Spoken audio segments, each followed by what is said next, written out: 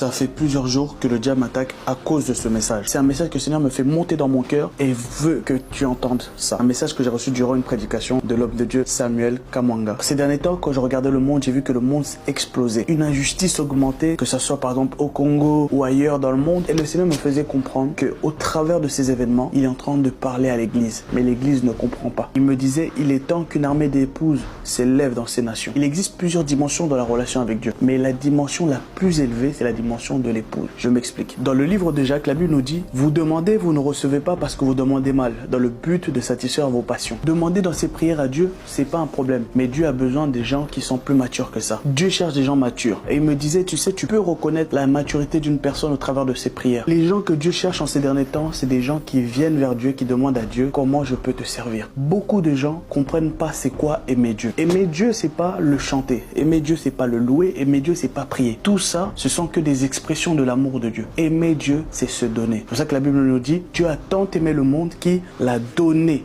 C'est ça, aimer Dieu, c'est se donner. Dieu me disait, il cherche une génération de gens qui vont choquer les ténèbres. Tu sais, une vraie épouse, qu'on lui donne ou qu'on lui donne pas, elle reste fidèle. Et aujourd'hui, on a un problème dans notre génération. Lorsque Dieu nous donne, on est fidèle. Lorsqu'il nous donne pas, on lui tourne le dos. C'est pour ça que l'église manque de puissance, d'influence, de poids dans ce monde. Dieu a besoin d'éprouver ton amour. Parce qu'il sait, lorsqu'il te bénira, tu ne fuiras pas. Lorsque tu auras l'argent, tu ne fuiras pas. Lorsque tu auras un mari, tu ne fuiras pas. Il est obligé de tester. La gloire de Dieu a un prix. Psaume 99, verset 6. Moïse et Aaron parmi ses sacrificateurs et Samuel parmi ceux qui invoquaient son nom invoquèrent l'Éternel et il les exauça. J'aime beaucoup ce verset. Pourquoi? Parce que Dieu cite des gens mais il cite pas leur prière. Pourquoi? Parce qu'en fait dans la prière, ce qui compte c'est pas ce que tu dis mais qui tu es devant Dieu. Le Seigneur cherche une génération d'épouses qui vont influencer le cœur de Dieu. C'est pour ça que dans ce verset, on ne cite pas les prières qu'ils ont dit mais on cite les personnes. Parce que dans le monde spirituel, ce qui compte c'est pas ce que tu dis mais c'est qui tu représentes. Plus tu as du poids dans le cœur de Dieu, plus tes prières vont être exaucées. C'est ça la dimension de l'épouse.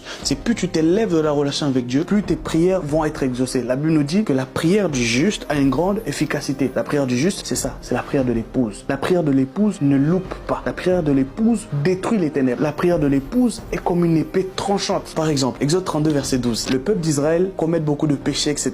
et Dieu veut les frapper. Et Moïse dit à Dieu, non, non, non, non, non. Dieu, répands-toi de ce que tu veux faire. Et Dieu se répand de ce qu'il voulait faire. À cause de qui? À cause de Moïse. C'est ça la dimension de l'épouse. Même lorsque Dieu veut punir une nation, même lorsque Dieu veut frapper un groupe de personnes, lorsque Dieu veut frapper une famille, à cause de ton influence auprès de son cœur, Dieu se répand. C'est-à-dire Dieu s'arrête et dit à cause de la relation que j'ai avec cette personne, je ne peux pas les frapper. C'est ça la dimension de l'épouse. Dans notre époque, il cherche des gens qui auront une telle influence. Aujourd'hui, on voit les catastrophes qui se passent dans le monde. Mais ces catastrophes nous montrent que l'Église a besoin